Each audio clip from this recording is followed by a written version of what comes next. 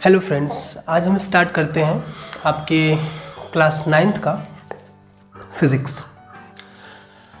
आपकी इन्फॉर्मेशन के हिसाब से ये पता होगा आपको कि क्लास 9th की फ़िज़िक्स को अब दो टर्म्स में डिवाइड कर दिया गया है। टर्म 1 जिसमें 3 चैप्टर रखे गए हैं, motion, force and laws of motion and gravitation, और टर्म 2 में भी 3 चैप्टर रखे गए हैं, floating bodies, work energy, power and sound. आज हम आपको स्टार्ट करेंगे आपके सिलेबस का फर्स्ट टर्म और first chapter motion. Motion basically physics की एक ब्रांच मैकेनिक्स का एक टॉपिक है। तो अब हम स्टार्ट करते हैं मोशन के बारे में और समझते हैं क्या है। आपके फिज़िक्स के सिलेबस को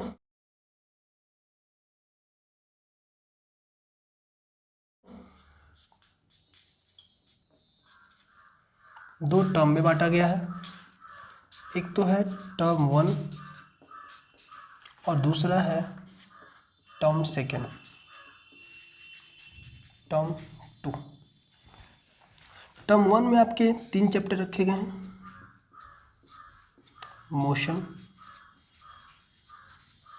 force and laws of motion, force and laws of motion, third gravitation. और टर्म 2 में भी आपके 3 चैप्टर रखे गए हैं। First floating bodies, floating bodies, second work energy power, work energy power, and last one is sound. हम start करेंगे आपके टर्म 1 का फर्स्ट चैप्टर जिसका नाम है मोशन। अभी हमने जैसे कहा कि फिजिक्स की एक ब्रांच है मैकेनिक्स,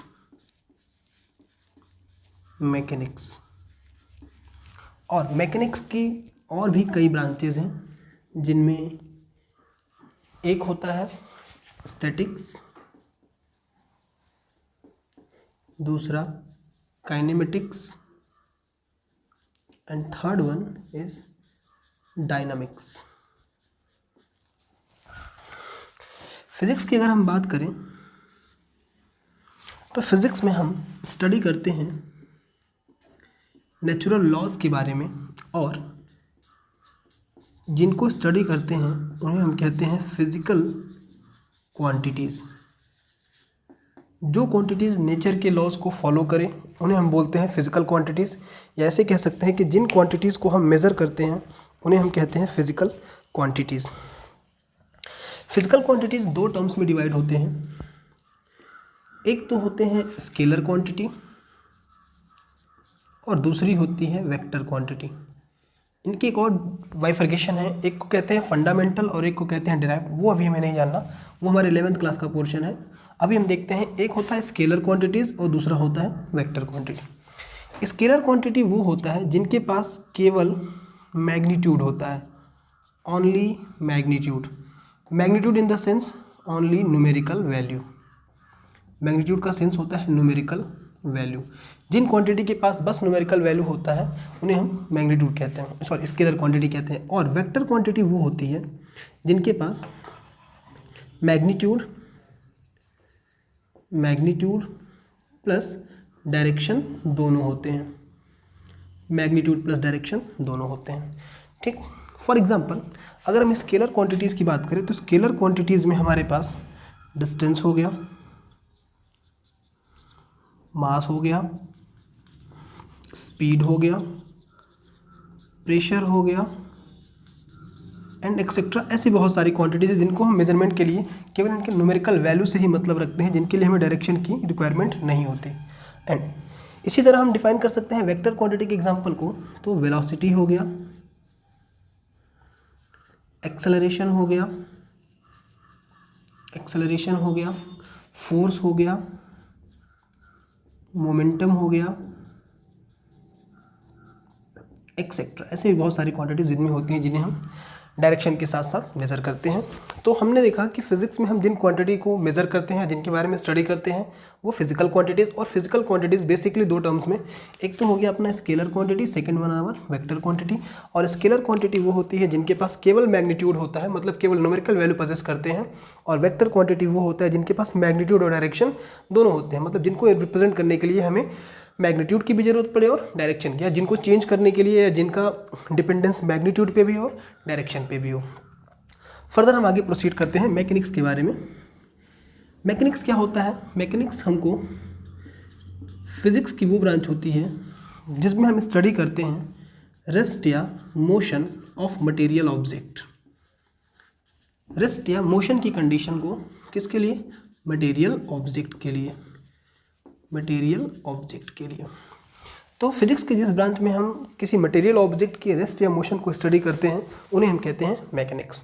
फिर मैकेनिक्स की फर्दर ब्रांचेस हैं। First branch statistics, second branch kinematics और थर्ड ब्रांच डायनेमिक्स। स्टैटिस्टिक्स का मतलब होता है डील विथ रेस्ट कंडीशन।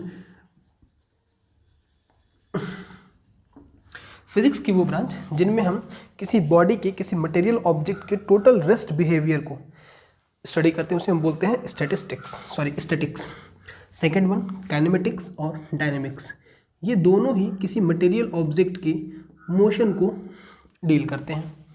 अगर ये दोनों ही ब्रांचेस मोशन को डील कर रहे हैं तो फिर इनमें डिफरेंस क्या है?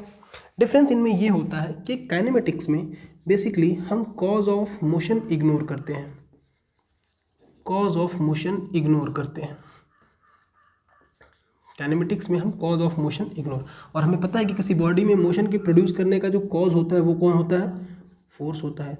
तो यहाँ पे हम फोर्स को इग्नोर करते हैं, बस हमें इस चीज़ से मतलब होता है कि बॉडी में मोशन प्रोड्यूस हो गया। और जैसे ही बॉडी में मोशन प्रोड्यूस हो जाता है हम बॉडी के लिए कुछ टर्म्स कैलकुलेट करते हैं। VUATS means final velocity, initial velocity, acceleration, T for time and S for distance या डिस्प्लेसमेंट। इन सारी चीज़ों में हमें बेसिकली इन्हीं चीज़ों का कैलकुलेशन करना होता है। काइनेमेटिक्स में हमें बेसिकली बस इन्हीं चीज़ों का डिस्कशन या इन्हीं चीज़ों का कैलकुलेशन करना होता है। और डायनामिक्स क्या होता है? डायनामिक्स में भी हम मोशन को स्टडी करते हैं, लेकिन यहाँ पे हम कॉज ऑफ मोशन कंसीडर करते हैं, कॉज ऑफ मोशन कंसीडर करते हैं। यहाँ पे हमें कॉज ऑफ मोशन के बारे में समझना होता है। मोशन किसकी वजह से प्रोड्यूस हुआ, मोशन किस चीज़ की वजह से हो रहा, मतलब किस कंडीशन पे मोशन हो रहा, तो यहाँ पे हम कॉज ऑफ मोशन को कंसीडर करते हैं। यहाँ पे हम बेसिकली डील करते हैं, बात करें तो हम काइनेमेटिक्स को समझने के लिए और डायनेमिक्स के लिए। काइनेमेटिक्स के लिए हम यूज़ करते हैं इक्वेशन ऑफ मोशन। काइनेमेटिक्स के जो भी प्रॉब्लम होते हैं वो इक्वेशन ऑफ मोशन में डील किए जाते हैं। ये हमारे सिलेबस का एक पार्ट है, इस चैप्टर का एक पार्ट है इक्वेशन ऑफ मोशन, जिसको हम यहाँ पे डिराइव भी करेंगे और इनके बेस न्यूमेरिकल भी लगाएंगे। और डायनेमिक्स की अगर हम बात करें तो इसके जो प्रॉब्लम होते हैं उनमें इक्वेशन ऑफ मोशन भी यूज़ किया जाता है, प्लस इसके साथ साथ सारे लॉज ऑफ मोशन भी यूज़ किए जाते हैं। आपकी इन्फॉर्मेशन के लिए बता दें कि इक्वेशन ऑफ मोशन भी हमारे पास 3 होते हैं और लॉज ऑफ मोशन भी हमारे पास 3 होते हैं। First law of motion, second law of motion and third law of motion. तो सबसे पहले हमने बेसिक इस चैप्टर का थोड़ा सा बाइफरकेशन लिया, वो टर्म्स जो इस चैप्टर में हमें यूज़ करने हैं।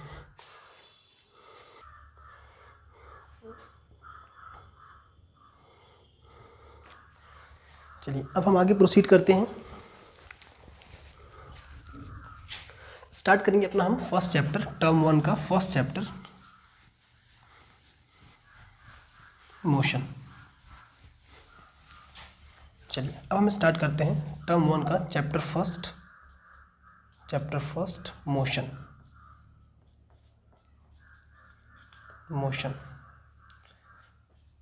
क्या क्या हम पढ़ेंगे मोशन के चैप्टर में? पहले हम कुछ टॉपिक्स लिख लेते हैं जो हमें आज डिस्कशन करने हैं।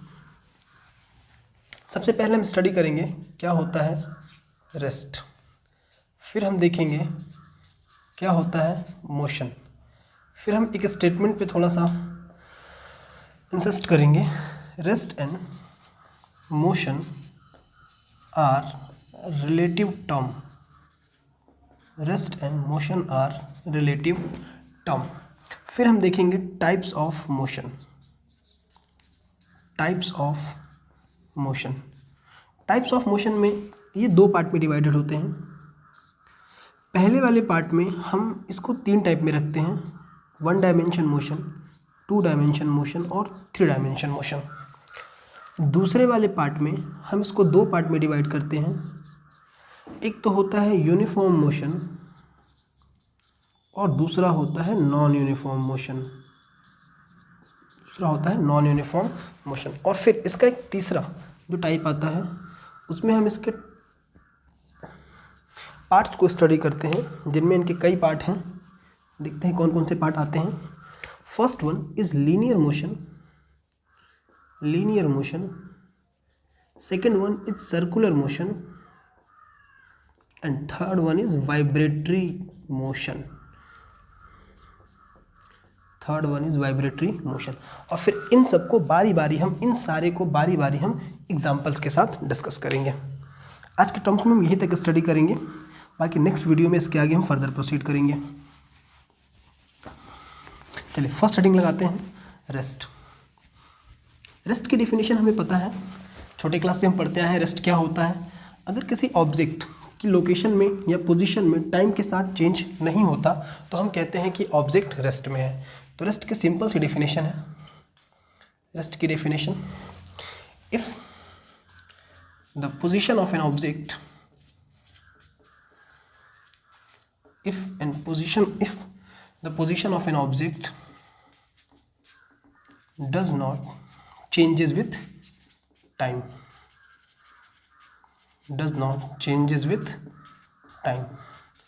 तो हम कहते हैं कि ये ऑब्जेक्ट रेस्ट की स्टेट में है। सपोज कि ये कोई ऑब्जेक्ट है, अगर इसे हम किसी एक टाइम पर ऑब्जर्व कर रहे हैं और इसकी लोकेशन यही है, सराउंडिंग के रिस्पेक्ट में इसकी लोकेशन में चेंज नहीं हो रहा, फिर कुछ टाइम बाद हम फिर ऑब्जर्व कर रहे हैं तो फिर ये इसकी लोकेशन यही बनी पड़ी है, मतलब सराउंडिंग के रिस्पेक्ट में इसके लोकेशन में अगर कोई चेंज नहीं होगा, इन दैट केस हम बोलेंगे रेस्ट क्या हो गया, ऑब्जेक्ट किस में है, रेस्ट में है। तो यहाँ से फर्स्ट हमारा डेफिनेशन निकल के है कि if the position of an object does not changes with time then object is said to be in state of rest. Then next heading motion क्या होता है भाई, इसका जस्ट अपोजिट, कि अगर the position of object changes with time, if the position of an object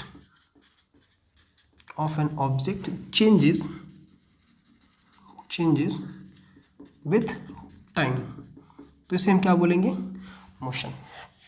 then object is said to be in state of motion. अब इसको हम एग्जांपल से समझते हैं। हम एक कोऑर्डिनेट सिस्टम ड्रॉ करते हैं, कार्टेशियन कोऑर्डिनेट, जिसमें हमारे पास एक एक्स एक्सिस है और एक वाई एक्सिस है। सपोज किसी ऑब्जेक्ट को मैंने एक्स एक्सिस के ऊपर ओरिजिन से 5 यूनिट की पोजीशन प्रोवाइड करा दी ओ से ए पॉइंट पे, जिसकी सेपरेशन है 5 यूनिट। अब ऑब्जेक्ट यहाँ स्टेबलाइज हो चुका है। मैंने ऑब्जर्व किया इनिशियली जब स्टार्टिंग में तो टाइम t बराबर 0 सेकेंड पे ऑब्जेक्ट यहाँ था, फिर टाइम थोड़ा देर बाद t बराबर t सेकेंड पे ऑब्जेक्ट की लोकेशन एज यूजुअल ए की ए बनी पड़ी है। फिर थोड़े टाइम और बाद t बराबर t डैश सेकेंड पे हमने देखा कि हर बार हम जितनी बार टाइम टू टाइम ऑब्जर्व कर रहे हैं ऑब्जेक्ट की लोकेशन एज यूजुअल ए पे बनी पड़ी है, मीन्स ऑब्जेक्ट ए की लोकेशन में या इसके सराउंडिंग के रिस्पेक्ट में या टाइम के रिस्पेक्ट में कोई चेंज नहीं हो रहा। तो ये एग्जांपल बन जाएगा हमारे लिए ऑब्जेक्ट रेस्ट का। इन सिमिलर वे हम दूसरा सिस्टम ड्रॉ करते हैं, कार्टेशियन सिस्टम, जिसमें हमारे पास एक एक्स कोऑर्डिनेट होगा और एक वाई कोऑर्डिनेट होगा। अब हमने ओरिजिन से किसी ऑब्जेक्ट को ऑब्जर्व किया, स्टार्टिंग में t बराबर 0 सेकेंड पे वो ऑब्जेक्ट ओरिजिन पे ही स्टेबलाइज था। फिर कुछ टाइम बाद हमने देखा कि वो ऑब्जेक्ट ने ए पॉइंट अटेन कर लिया है t बराबर t सेकेंड पे, यानी कि ऑब्जेक्ट का एक्स एक्सिस पे मूवमेंट है जो कि उसकी लोकेशन टाइम के साथ चेंज हो रही है। अब ऑब्जेक्ट t बराबर t डैश सेकेंड पे ऑब्जेक्ट की लोकेशन पे, यानी कि हमने देखा एक बार ऑब्जेक्ट ओरिजिन पे था, कुछ टाइम के बाद ऑब्जेक्ट ने अपनी लोकेशन ए अटेन कर ली, कुछ टाइम के बाद ऑब्जेक्ट ने अपनी लोकेशन बी अटेन कर ली। मीन्स जैसे जैसे टाइम इंक्रीज कर रहा है ऑब्जेक्ट की लोकेशन में सराउंडिंग के साथ चेंज होता चला जा रहा है। It means this is an example of motion. तो हम ऐसे समझ पाते हैं ग्राफिकली बेस पे या एग्जाम्पल्स के बेस पे कि कब कोई ऑब्जेक्ट रेस्ट में कहा जाएगा और कब कोई ऑब्जेक्ट मोशन में कहा जाएगा। तो हमने 2 टॉपिक कंप्लीट किया, रेस्ट एंड मोशन। अब हम समझते हैं रेस्ट एंड मोशन और रिलेटिव टर्म का मतलब क्या है। तो हम हेडिंग लगाते हैं,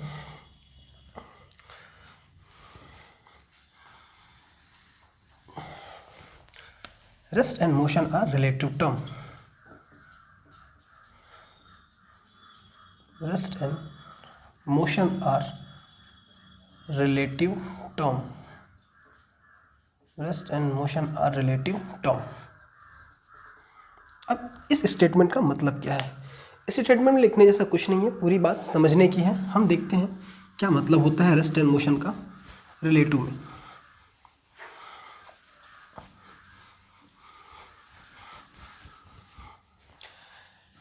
इसको हम एक एग्जांपल से समझने का प्रयास करेंगे। सपोज एक व्हीकल है या एक ट्रेन है जो मूव कर रहा किसी स्पीड से, इसकी कुछ अपनी स्पीड है, कुछ स्पीड है, सपोज इसकी स्पीड है v। अब इस ट्रेन के अंदर कुछ पैसेंजर्स बैठे हैं, एक पैसेंजर यहाँ बैठा, दूसरा पैसेंजर यहाँ बैठा, और सपोज इसके अंदर कुछ और भी ऑब्जेक्ट हैं लाइक फैन वगैरह, like window and so on. क्योंकि ये ट्रेन की अपनी कुछ स्पीड है तो इसके अंदर जितने भी ऑब्जेक्ट होंगे वो सारे उसी स्पीड से चल रहे होंगे जिस स्पीड से ट्रेन का मूवमेंट है। या हम कह सकते हैं कि ये ऑब्जेक्ट की भी स्पीड वही है, इस विंडो की भी स्पीड वही है, इस ऑब्जेक्ट की भी स्पीड, इस फैन की भी स्पीड वही होगी जो इस ट्रेन की स्पीड होगी। ये कैसे ऑब्जर्व होगा? ये हमको ऑब्जर्व हो रहा है किसी एक थर्ड पर्सन जो ट्रेन के बाहर बैठा हुआ है या किसी फील्ड में कुछ काम कर रहा। उसने ये ऑब्जर्व किया कि ट्रेन के पास स्पीड है, इसके पास स्पीड है, इसके पास स्पीड है, बाकी सारी चीज़ों के पास इसके रिस्पेक्ट में स्पीड है। लेकिन हमने ये भी देखा कि इस ऑब्जेक्ट के रिस्पेक्ट में ये वाला ऑब्जेक्ट रेस्ट में होगा। भाई इसके रिस्पेक्ट में ये मोशन में तो होगा, लेकिन इसके रिस्पेक्ट में ये रेस्ट में होगा। तो कहीं ना कहीं हम ये कहना चाहते हैं कि अगर कोई ऑब्जेक्ट हमें लग रहा कि रेस्ट में है तो वो किसी की रिलेटिव रेस्ट में होगा। जैसे हमने इसकी रेस्ट की लोकेशन को ऑब्जर्व किया तो हमने इसके रिस्पेक्ट में बोला कि ये रेस्ट में है। लेकिन अगर हम मोशन की बात करें, अभी हमने इस ऑब्जेक्ट के लिए कहा कि ये रेस्ट में है, लेकिन ये ऑब्जेक्ट एब्सोल्यूट रेस्ट में नहीं है। एब्सोल्यूट मतलब कि भाई जो भी देखे वो बोले रेस्ट, इसको ऐसा यहाँ नहीं हो रहा। इस नाते बोलेंगे ये एब्सोल्यूट रेस्ट में नहीं है, ये रिलेटिव रेस्ट है। रिलेटिव रेस्ट का मतलब बिल्कुल इसके रिस्पेक्ट में ये रेस्ट में है। लेकिन इस ऑब्जेक्ट के अंदर मोशन भी है किसी न किसी ऑब्जेक्ट के रिस्पेक्ट में। सपोज ये आदमी थर्ड पर्सन, इसके देखने में ये भी ऑब्जेक्ट मोशन में है, ये भी ऑब्जेक्ट मोशन में है, और ये ट्रेन भी मोशन में है, तीनों ही मोशन में है। तो यहाँ पे जो बॉडी में मोशन आ रहा है वो भी किसी के रिलेटिव ही है। तो बेसिकली हम किसी ऑब्जेक्ट के रेस्ट को स्टडी करें या मोशन को स्टडी करें तो भाई वो हमेशा किसी न किसी के रिलेटिव ही स्टडी किया जाता है। एब्सोल्यूट रेस्ट या एब्सोल्यूट मोशन नाम की कोई चीज़ नहीं होती। हमेशा या ऑलवेज हम स्टडी करते हैं रेस्ट या मोशन के लिए किसी न किसी के रिलेटिव। सो हम स्टेटमेंट बोलते हैं rest and motion are relative term. इसके और भी एग्जाम्पल्स हैं। एक तो ये हो गया, दूसरा सपोज ये अर्थ है, अर्थ अपने एक्सिस पे रोटेट कर रहा।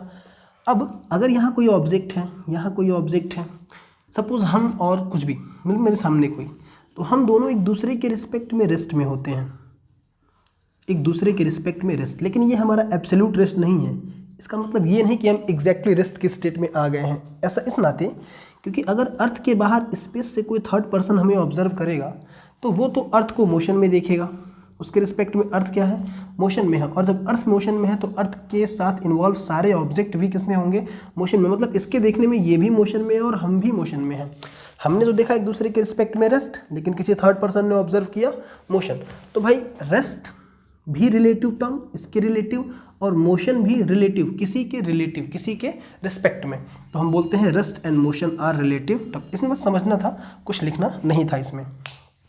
कभी भी हम मोशन या रेस्ट की बात जब भी करेंगे तो वो किसी न किसी के रिलेटिव ही होगा, आइदर वो रेस्ट हो या फिर मोशन। चलिए भैया, अपना हो गया थर्ड टॉपिक। अब हम बात करेंगे टाइप्स ऑफ मोशन की।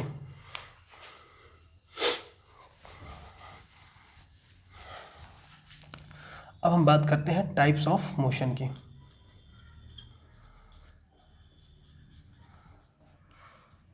Types of motion. चलिए अब हम स्टार्ट करते हैं टाइप्स ऑफ मोशन को।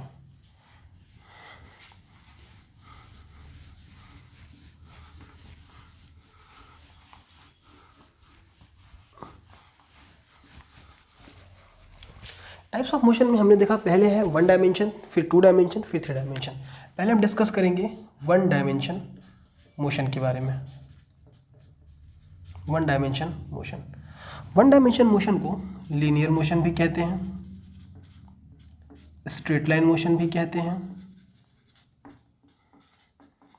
स्ट्रेट लाइन मोशन भी कहते हैं, रेक्टिलिनियर मोशन भी कहते हैं और ट्रांसलेटरी मोशन भी कहते हैं। कई वर्ड इसके लिए यूज़ करते हैं, इनमें से कुछ भी आए तो हमें ये समझना होता है कि ये 1 डायमेंशन मोशन होता है। अब 1 डायमेंशन मोशन क्या होता है, या फिर 2 डायमेंशन मोशन क्या होता है, और या 3 डायमेंशन मोशन क्या होते हैं, इनको हम एक फिगर से समझते हैं। 1 डायमेंशन, 2 डायमेंशन और 3 डायमेंशन को हमें पता है कि हमारे पास जो कोऑर्डिनेट एक्सिस होती है वो एक एक्स एक्सिस, एक वाई एक्सिस और एक तीसरी एक्सिस होती है जेड एक्सिस। बेसिकली तीनों एक्सिस एक दूसरे के परपेंडिकुलर होते हैं। जस्ट एग्जांपल देते हैं कि अगर ये एक्स ये वाई तो जेड एक्सिस ऐसे परपेंडिकुलर होती है, इन दोनों ही प्लेन के परपेंडिकुलर। अब यहाँ पे 1 डायमेंशन मोशन हम कैसे डिस्कस करेंगे। अगर किसी ऑब्जेक्ट की लोकेशन को स्पेसिफाई करने के लिए हमें बस 1 कोऑर्डिनेट की, सपोज अगर कोई पार्टिकल यहाँ है, कोई बॉडी यहाँ है, तो मुझे पता है कि इसके पास जो डिस्टेंस होगी वो बस एक्स एक्सिस पे होगी। अगर वो पार्टिकल यहाँ है, इस पे मूव कर रहा, तो इसके पास बस वाई एक्सिस की डिस्टेंस होगी। इसके लिए एक्स और वाई और जेड कोऑर्डिनेट क्या होंगे, 0। तो जब मूवमेंट एक्स एक्सिस पे होता है तो वाई और जेड वाले कोऑर्डिनेट 0 हो जाते हैं। जब मूवमेंट वाई एक्सिस पे होगा तो एक्स और जेड वाले कोऑर्डिनेट 0 हो जाते हैं, और जब मूवमेंट जेड एक्सिस पे होगा तो एक्स और वाई वाले कोऑर्डिनेट 0 हो जाते हैं। यानी हम ये देख रहे हैं कि जब भी बॉडी किसी एग्जैक्टली एक्सिस को अटेन करती है या एक्सिस पे मूव करती है, तो उसके रिप्रेजेंटेशन के लिए हमें बस एक ही कोऑर्डिनेट की रिक्वायरमेंट होती है जिस पे वो एक्सिस, जिस पे वो बॉडी मूव कर रहा। तो 1 डायमेंशन मोशन को हम ऐसे डिफाइन कर सकते हैं कि if only one coordinate are required to specify the motion of an object,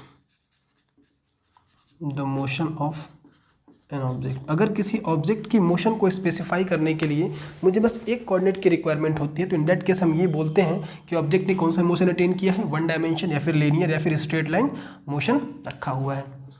इसमें बॉडी केवल एक ही एक्सिस पे मूव करेगी, या तो एक्स पे, या तो वाई पे, या फिर जेड एक्सिस पे। अब हम बात करते हैं 2 डायमेंशन मोशन। 2 डायमेंशन मोशन में सेम एग्जांपल होगा, सेम डेफिनेशन होगा। If two coordinates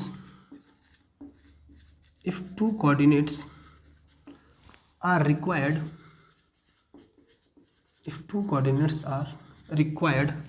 to specify the motion of an object, अगर किसी ऑब्जेक्ट की मूवमेंट के लिए मुझे स्पेसिफाई करने के लिए, मोशन को स्पेसिफाई करने के लिए 2 कोऑर्डिनेट की ज़रूरत होती है। 3 डायमेंशन मोशन में क्या होगा, डेफिनेशन सेम होगा और यहाँ पे 3 कोऑर्डिनेट्स यूज होंगे। If 3 coordinates are required then motion is said to be what, 3 dimension motion. अब इसी को हम इस फिगर में समझते हैं। अगर ऑब्जेक्ट का मूवमेंट बस इस एक्सिस पे या इस एक्सिस पे या इस पे होगा तो हम बोलते हैं 1 डायमेंशन मोशन। लेकिन सपोज कोई बॉडी ऐसा पाथ फॉलो कर रहा, अब इस वाले मोशन में अगर हम ध्यान दें तो ऑब्जेक्ट की किसी भी लोकेशन को आप पकड़िए, किसी भी टाइम पे ऑब्जेक्ट की अगर हमको पोजीशन पता करनी हो तो हम ये देख रहे हैं, सपोज ये पॉइंट पे पी पॉइंट। अब इस पॉइंट पे ये बॉडी ने एक्स एक्सिस पे भी कुछ डिस्टेंस कवर किया, ये वाला, और वाई एक्सिस पे भी, और एक्स एक्सिस पे भी कुछ डिस्टेंस कवर किया, ये वाला। यानी at this point the body has 2 coordinates x and y, क्योंकि बॉडी का मूवमेंट और एक्स और वाई एक्सिस के बीच में हो रहा। तो इन दिस केस हम ये कह सकते हैं कि ऐसे केस में बॉडी के लोकेशन को स्पेसिफाई करने के लिए मुझे एक्स की भी ज़रूरत है और वाई की भी ज़रूरत है। तो ऐसा मोशन क्या बोला जाएगा, 2 डायमेंशन मोशन। 2 डायमेंशन मोशन का एक और नाम होता है, इसे हम बोलते हैं मोशन इन अ प्लेन। यहाँ पे प्लेन का मतलब हवाई जहाज से बिल्कुल नहीं है। प्लेन मतलब दो एक्सिस के बीच का स्पेस, चाहे एक्स वाई, चाहे वाई जेड, चाहे एक्स जेड के बीच का स्पेस क्या बोला जाता है, इन अ प्लेन या प्लेन बोला जाता है। वन डायमेंशन मोशन को हमने कह दिया है लीनियर मोशन। अब बात करते हैं three dimension motion. Three dimension motion को हम कहते हैं स्पेस मूवमेंट। जब भी कोई चीज़ स्पेस में मूव करती है तो उसे बोलते हैं हम लोग थ्री डायमेंशन मोशन। अब थ्री डायमेंशन मोशन में होता क्या है बेसिकली, यहाँ पे हमने कहा था कि ये एक्स एक्सिस, ये वाई एक्सिस, तो तीसरी एक्सिस ऐसे होती है, ये जेड एक्सिस हो गई, ये एक्स, ये वाई और ये जस्ट परपेंडिकुलर जेड एक्सिस। अब अगर कोई ऑब्जेक्ट इस पे है, इन दोनों के बीच में है तो टू डायमेंशन, इस पे है, इस पे है, इस पे है तो वन डायमेंशन। लेकिन अगर कोई ऑब्जेक्ट ऐसा मूवमेंट रखे लाइक दिस, यहाँ से जस्ट बाहर, अगर इससे बाहर मूवमेंट रखेगा और उसकी लोकेशन को हम ऑब्जर्व करेंगे तो इस पॉइंट पे वो ऑब्जेक्ट एक्स से भी कुछ दूर है, वाई से भी कुछ दूर है और जेड से भी कुछ दूर है। यानी इन दैट केस जब बॉडी कोई स्पेस में मूव करता है तो उसकी लोकेशन को स्पेसिफाई करने के लिए मुझे एक्स से भी डिस्टेंस चाहिए होती है, वाई से भी डिस्टेंस चाहिए और जेड से भी डिस्टेंस चाहिए होगी। तो हम ये कहते हैं कि भाई उसका मोशन कैसा है, थ्री डायमेंशन मोशन। तो हमने लिखा कि अगर तीन कोऑर्डिनेट की रिक्वायरमेंट होती है तो ऐसे केस में हम लोकेशन को P x comma y comma z के नाम से लोकेट करते हैं, क्योंकि हम ये बताना चाहते हैं कि लोकेशन पी या पोजीशन पी को स्पेसिफाई करने के लिए एक्स की भी ज़रूरत है, वाई की भी ज़रूरत है और जेड की भी ज़रूरत है। तो हमने ये देखा कि टाइप्स ऑफ मोशन में one dimension motion, two dimension motion और थ्री डायमेंशन मोशन क्या होता है। ये इनके डेफिनेशंस हो गए और ये इनका फिगर से रिप्रेजेंटेशन हो गया। चलिए भाई, अब हम बात करते हैं uniform and non uniform motion. चलिए अब हम स्टार्ट करते हैं अपने मोशन का second type, uniform and non uniform motion. Uniform and non uniform motion. चलिए भाई देखते हैं क्या होता है uniform and non uniform motion. चलिए फर्स्ट हम स्टार्ट करते हैं यूनिफॉर्म मोशन। यूनिफॉर्म मीन्स क्या? यूनिफॉर्म मीन्स होता है कि अगर कोई ऑब्जेक्ट इक्वल टाइम इंटरवल में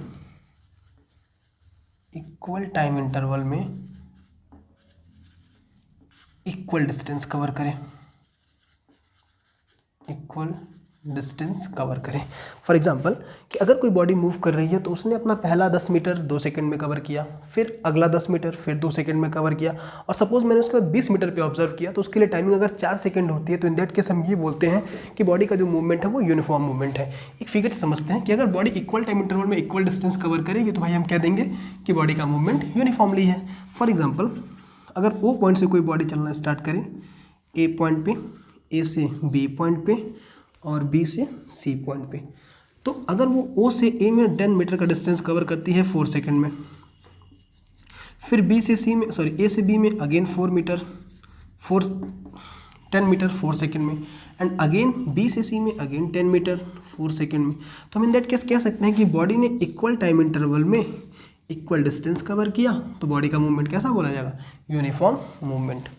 अब बात आता है दूसरा नॉन यूनिफॉर्म मोशन का। नॉन यूनिफॉर्म मोशन, इसके लिए हम दो शर्तें पढ़ते हैं। कौन कौन सी दो शर्तें भाई? अगर बॉडी ने इक्वल डिस्टेंस कवर किया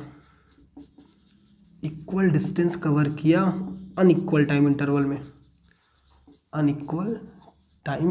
में, तो भी बॉडी का मूवमेंट क्या बोला जाएगा, नॉन यूनिफॉर्म। और अगर बॉडी ने अनइक्वल डिस्टेंस कवर किया इक्वल टाइम इंटरवल में, इन दैट केस भी बॉडी का मूवमेंट क्या बोला जाएगा, नॉन यूनिफॉर्म। समझते हैं एग्जांपल से। किसी ऑब्जेक्ट ने अपना मोशन ओ पॉइंट से स्टार्ट किया, ए पॉइंट पे, ए से बी पॉइंट पे, बी से सी पॉइंट पे। इस केस में बॉडी ने हर बार 10 मीटर का डिस्टेंस कवर किया, लेकिन पहले वाले 10 मीटर के लिए उसको 4 सेकेंड का समय, दूसरे वाले 10 मीटर के लिए उसको 2 सेकेंड का समय और तीसरे वाले 10 मीटर के लिए उसको 3 सेकेंड का समय लगता है। तो हमने कहा कि इक्वल डिस्टेंस कवर करने के लिए अनइक्वल टाइम इंटरवल बॉडी को लग रहा है, तो ये मूवमेंट क्या बोला जाएगा, नॉन यूनिफॉर्म। और अगर दूसरा एग्जांपल, बॉडी ने ओ से ए तक, ए से बी तक और बी से सी तक, इस बार unequal distance, suppose 10 metre 12 metre and 14 metre, और टाइमिंग लगा भाई इनको 2 सेकेंड 5 सेकेंड और 7 सेकेंड। तो इस केस में हम देख रहे हैं कि ऑब्जेक्ट ने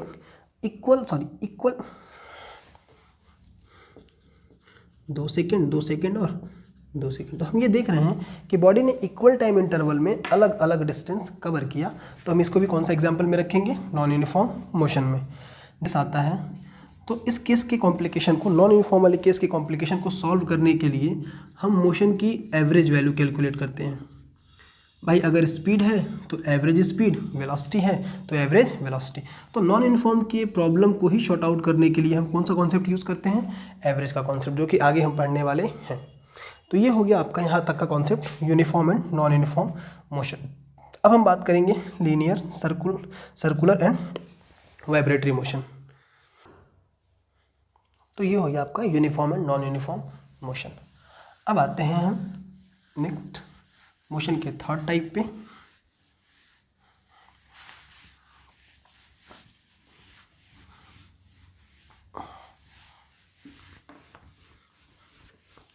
मोशन का थर्ड टाइप, इसमें हमने 3 पार्ट में डिवाइड किया। फर्स्ट वन है linear motion. Linear motion, linear motion अभी हमने कुछ देर पहले डिस्कस किया था। इसी लीनियर मोशन का हम नाम रखते हैं वन डायमेंशन मोशन या फिर straight line movement, straight line motion. Straight line motion, इसका सिंपल सा definition, if an object moves along a straight line, moves along a straight line, moves along a straight line। तो भाई ये motion क्या बोला जाएगा, स्ट्रेट लाइन मोशन या linear motion. अब ये स्ट्रेट लाइन मोशन, सपोज हम एक चलती हुई कार को ऑब्जर्व कर लें, एक चलती हुई कार को ऑब्जर्व कर लें, या फिर हम कहते हैं कि हम यहाँ से एक बॉल को वर्टिकली ऊपर फेंक दिए हैं, ये भी मोशन क्या बोला जाएगा, स्ट्रेट लाइन। तो भाई चाहे वर्टिकल मोशन हो चाहे हॉरिजॉन्टल मोशन हो, दोनों ही केस किसके बोले जाएंगे, लीनियर मोशन के। इसके एग्जांपल्स भी हो गए, पहला मूविंग कार, और दूसरा हो गया a ball throw vertically upward. Vertically मतलब जस्ट 90 डिग्री पे ऊपर बॉल को थ्रो करना, a ball throw vertically up. तो ये कौन सा हो गया मोशन, लीनियर मोशन। अब हम दूसरी बात करते हैं सर्कुलर मोशन। हाँ एक चीज़ और, हमको मोशन वाले चैप्टर में इसी से डील करना है। हमारे पूरे चैप्टर में हमको स्ट्रेट लाइन मोशन ही रखना है। अब आता है नेक्स्ट सर्कुलर मोशन।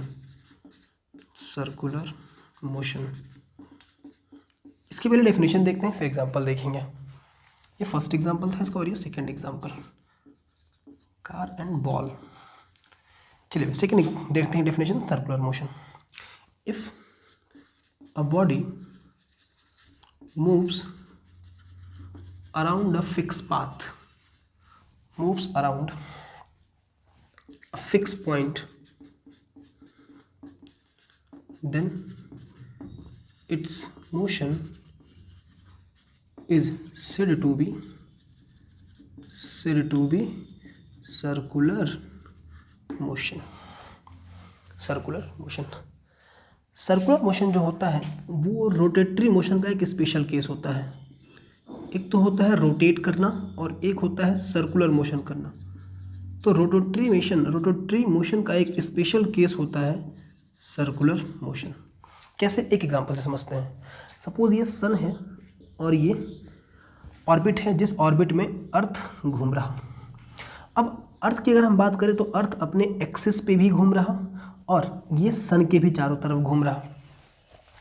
अब क्योंकि अपने एक एक्सिस पे घूम रहा, ये एक्सिस पे घूम रहा, तो ये एग्जांपल बनेगा सर्कुलर मोशन का। एक फिक्स पॉइंट के अबाउट घूम रहा तो ये बनेगा सर्कुलर मोशन का। और अर्थ के चारों तरफ ये रोटेट भी कर रहा, चारों तरफ कंटिन्यू इस ऑर्बिट में रोटेट भी कर रहा, तो इसका एक मूवमेंट होगा रोटेटरी मोशन। तो रोटेटरी मोशन और सर्कुलर मोशन में एक अंतर होता है। सर्कुलर मोशन में बॉडी एक पॉइंट के अराउंड घूमती है गोल गोल, और रोटेटरी मोशन में अपनी लोकेशन चेंज करती है वो। बॉडी की लोकेशन चेंज होगी। यहाँ पे बॉडी की लोकेशन चेंज नहीं हो रही, वो अपने एक ही पॉइंट पे चारों तरफ घूम रहा। यहाँ पे लोकेशन चेंज होती है, यहाँ पे देखिए एक बार यहाँ होगा, फिर बॉडी यहाँ होगी, फिर कुछ देर बॉडी यहाँ, फिर कुछ देर बाद बॉडी यहाँ। तो ऐसे केस में जब लोकेशन चेंज होती है तो हम बोलते हैं रोटेशन हो रहा, और वो एक पॉइंट के अबाउट अगर बार बार घूमेगा, इन दैट केस क्या बोला जाएगा, सर्कुलर मोशन। तो इसमें सर्कुलर मोशन में ये तो हो गया डेफिनेशन, और इसके एग्जाम्पल में सिंपल सा हमने देख लिया example, motion of earth around sun, earth का मोशन अराउंड सन, इनमें दोनों एग्जाम्पल आ जाते हैं, अर्थ का भी, सॉरी क्या नाम, सर्कुलर मोशन भी और रोटेटरी मोशन भी। तो ये हमने देखा टाइप्स ऑफ मोशन में, first one linear, second one circular. अब तीसरा मोशन आता है वाइब्रेटरी मोशन।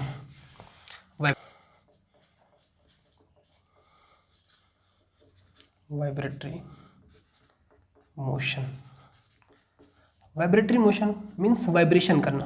वाइब्रेशन करने का सेंस क्या होता है, एक तो होगी कोई मीन पोजीशन, उसके अबाउट कभी राइट साइड जाना, देन लेफ्ट साइड, फिर मीन पोजीशन, फिर राइट साइड जाना एंड देन लेफ्ट साइड। तो इसको हम डिफाइन कैसे करते हैं वाइब्रेटरी मोशन को, सिंपल सा definition, to and fro. To and fro का मतलब होता है आगे और पीछे। To and fro motion of an object about a fix point, about a fix point, एक फिक्स पॉइंट के अबाउट किसी ऑब्जेक्ट का टू एंड फ्रो मोशन ही क्या बोला जाता है, वाइब्रेटरी मोशन बोला जाता है। तो इसकी होगी डेफिनेशन।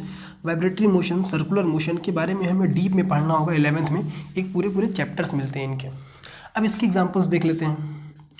एग्जांपल में पहला हो गया सीसॉ, झूला देखा होगा आपने। झूले में क्या होता है, एक फिक्स होता है पहले एक पॉइंट, और कोई पर्सन इस पर बैठ के इसको ऐसे मूव कराता है। तो पहला हो गया सीसॉ। दूसरा एग्जांपल हो गया इसमें सिंपल पेंडुलम।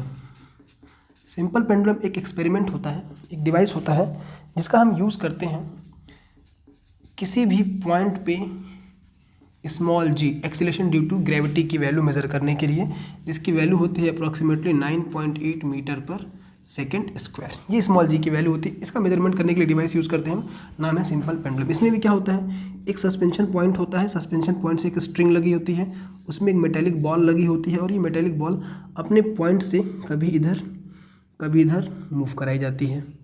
तो ये भी टू एंड फ्रो मोशन, ये मीन पोजीशन के टू एंड फ्रो मोशन, तो ये क्या बन जाएगा, सिंपल पेंडुलम। एक तीसरा एग्जाम्पल अपने घर में देखा होगा आपने, पेंडुलम ऑफ अ क्लॉक।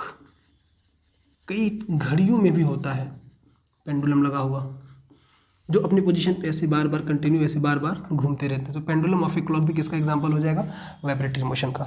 आज के जो भी हमने टॉपिक डिस्कस किए थे, जो भी टॉपिक मेंशन किए थे, उसको हमने कंप्लीट डिस्कशन कर लिया है। वीडियो काफ़ी लेंदी ना हो इसी नाते हमने बस इतने ही टॉपिक कवर किया। अब नेक्स्ट टॉपिक में हम इसके आगे के पोर्शन को कवर करेंगे। आज के लिए बस